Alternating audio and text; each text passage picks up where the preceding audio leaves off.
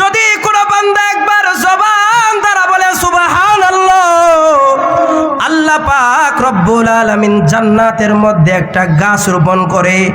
পয়গম্বর বলেন ওই গাছটা কত বড় হয়? পয়গম্বর বলেন আরবের শক্তিশালী ঘোড়া যদি 500 বছর পর্যন্ত দৌড়ায়, অন্য বর্ণনায় এসেছে 100 বছর পর্যন্ত যদি দৌড়ায়, পয়গম্বর বলেন ঘোড়া দৌড়াতে দৌড়াতে ক্লান্ত শ্রান্ত হয়ে যাবে, কিন্তু ওই যে সুবহানাল্লাহ বলার দ্বারা জান্নাতের মধ্যে যেই গাছ আল্লাহ রোপণ করেছে, ওই গাছের ছায়া দৌড়াতে শেষ করতে পারবে না। তাহলে বলেন তো ঘোড়া কয়শত বছর দৌড়াবে? 500 বছর। কোরআনের মধ্যে আল্লাহ বলেন 500 বছর মানে দুনিয়ার 50,000 বছর আর মৃত্যুর পরে একদিন। সুবহানাল্লাহ। তাহলে চিন্তা করেন 150,000 অথবা 550,000। চিৎকার দিয়ে বলি না আল্লাহু আকবার। এই জন্য ভাইয়ের আমার আলোচনার ফজিলত শুনে সুবহানাল্লাহ বলার প্রয়োজন আছে না নাই? তাহলে একটু মনোযোগ দিয়ে সবার আলোচনা শুনতে হবে এবং আমার সাথে কথায় তাল দিতে হবে। পারবেন না ইনশাআল্লাহ? যে কথা বলছিলাম যে এই মজলিসে বসার কারণে আল্লাহ সুবহানাহু ওয়া তাআলা আমাদের আমলনামায় অন্তত 50 লক্ষ নেকি লিপিবদ্ধ করে দেন। শুধু তাই নয়, তাখরিজুল ইহইয়া নামক কিতাবের মধ্যে আসছে আল্লাহর পয়গম্বর একদিন সাহাবায়ে কেরামদেরকে নিয়ে এমন ভাবে আলোচনা করতেছে, আল্লাহর পয়গম্বর হঠাৎ একটা ঘোষণা দিলেন, সাহাবায়ে কেরাম শুনো, আল্লাহ পাক রব্বুল আলামিন হাশরের ময়দানে আরশে আজিমের পাশে বিশাল এক নূরের মিম্বার বানাইবেন। লিবাসুহুম নূর ওয়া উজুহুম নূর।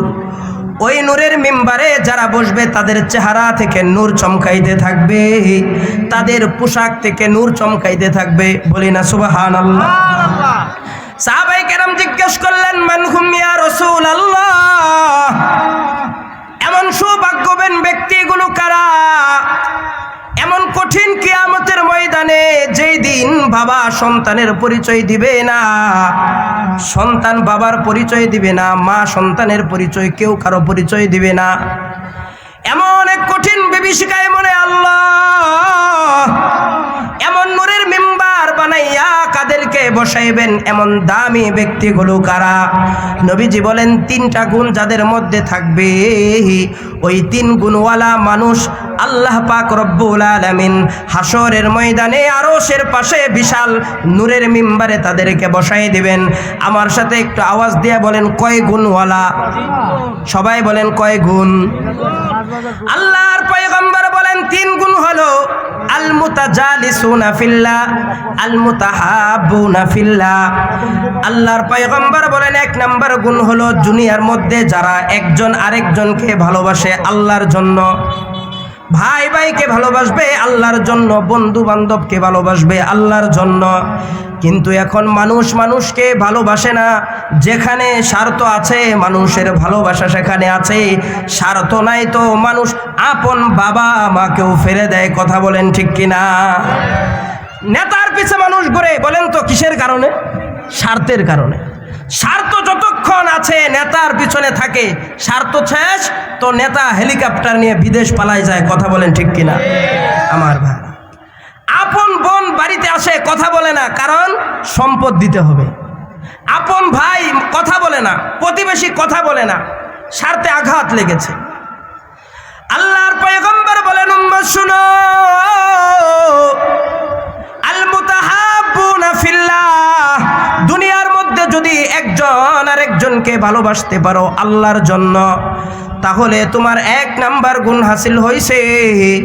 আল্লাহর পয়গম্বর বলেন হাশরের ময়দানে আল্লাহ তাআলা আরশের বানানো যে নূরের মিম্বার আছে, ওই নূরের মিম্বারে আল্লাহ তোমাদেরকে বসাই দিবে।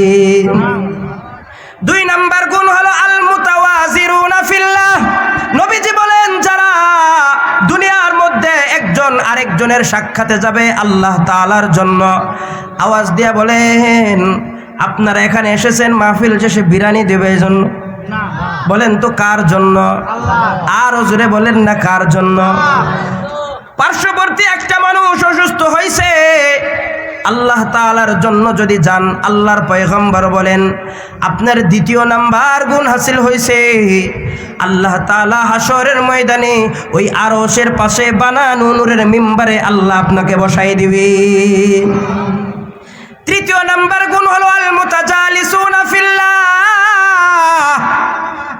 আল্লাহর পয়গম্বর বুঝাইতে চায়, উম্মত শুনো, আজকে তোমরা কোরআন তেলাওয়াত শোনার জন্য, কোরআনের আলোচনা শ্রবণ করার জন্য হয়তোবা জমিনের মধ্যে তোমরা বসে আছো চাটাই বিছানো, এখানে বসার ভালো ব্যবস্থা নাই। কিন্তু জানো আল্লাহ পাক রব্বুল আলামিন তোমাদের মর্যাদা কত দান করছে। আল্লাহর পয়গম্বর বলেন তোমাদেরকেও যারা বসে বসে কোরআন তেলাওয়াত শুনে, কোরআনের আলোচনা শুনে, আল্লাহর পয়গম্বর বলেন তাদেরকেও আল্লাহ ওই আরশের পাশে বানানো ওই নূরের মিম্বারে বসাই দিবেন। সহিহ মুসলিমের মধ্যে হাদিস আসছে, নবীজি বলেন উম্মত শুনো, যেখানে কোরআনের আলোচনা হয়, যেখানে নবীজির সুন্নাত বরত্বের মহত্বের আলোচনা হয়, ওই সমস্ত মজলিসগুলা আল্লাহ তাআলার কাছে এত দামি। আল্লাহর পয়গম্বর বলেন ওই সমস্ত দ্বীনি মজলিসে আল্লাহ তাআলা আসমান থেকে ফেরেশতা পাঠানোর পরে সমস্ত ফেরেশতারা গোটা মজলিসটাকে বেষ্টন করে নেন। একজনের কাঁধে আরেকজনের কাঁধে এমন করে করে তারা প্রথম আসমান পর্যন্ত চলে যায়। আল্লাহ পাক রব্বুল আলামিন ফেরেশতাদেরকে ডাক দিয়া বলে, ফেরেশতা আমার বান্দাগুলো এখানে কেন বসছে, তারা কি চায়? আওয়াজ দিয়া বলেন আপনারা এখানে কেন বসেছেন এটা আল্লাহ জানেন কি জানেন না? সবাই কয় না। তারপরে আল্লাহ কেন জিজ্ঞাসা করে? ওই যে আল্লাহ যেই দিন মানুষ বানাইছে, মানুষ বানানোর আগে ফেরেশতাদেরকে ডাক দিয়ে বলছে, ফেরেশতা আমি দুনিয়ার মধ্যে মানুষ বানাইতে চাই, বলো তোমাদের মতামত কি, তোমরা পরামর্শ দাও। ফেরেশতারা ডাক দিয়ে বলে, আল্লাহ ওয়া নাহনু নুসাব্বিহু বিহামদিকা ওয়া নুকদ্দিসু লাক, আমরাই তো আপনার পবিত্রতা বর্ণনা করি, আমরাই তো আপনার গোলামি করি, আমাদেরকে আপনি যেই কারণে বানাইছেন আমরা তো সেই কাজ অনবরত করতে আছি, তাহলে কেন আল্লাহ আপনি মানুষ বানাইবেন? আল্লাহ সেই দিন ডাক দিয়া বলে, ফেরেশতা আমি আল্লাহ যা জানি তোমরা তা জানো না, অতএব তোমরা থামো, আমি আল্লাহ মানুষ বানাবো। এ বান্দা, সেই দিন যে আল্লাহ ফেরেশতাদেরকে জিজ্ঞেস করেছিল আমি মানুষ বানাইতে চাই, তোমাদের মতামত কি? ফেরেশতারা যখন বলেছিল আল্লাহ মানুষ বানানোর প্রয়োজন নাই, আল্লাহ জবাব দিয়ে বলেছিলেন, ফেরেশতা আমি বান্দাদেরকে কেন বানাবো এই ব্যাপারে আমি আল্লাহ যা জানি তোমরা তা জানো না। আল্লাহ কি জানে আর ফেরেশতারা কি জানে না, এটা জানানোর জন্যই আল্লাহ পাক রব্বুল আলামিন ফেরেশতাদেরকে ডাক দিয়া বলে, ফেরেশতা আমার বান্দাগুলো এখানে কেন দাঁড়াইছে, তারা কি চায়? আল্লাহ পাকের কাছে ফেরেশতারা ডাক দিয়া বলে, আল্লাহ আপনার বান্দাগুলো এখানে বসেছে, তারা আপনার জান্নাত চায়, জাহান্নাম থেকে পানাহ চায়। আল্লাহ ডাক দিয়া বলে, ফেরেশতা আমার বান্দা কি কোনদিন আমি মাওলার জান্নাত জাহান্নাম দেখছে নাকি? আওয়াজ দিয়ে বলেন জান্নাত জাহান্নাম দেখছে?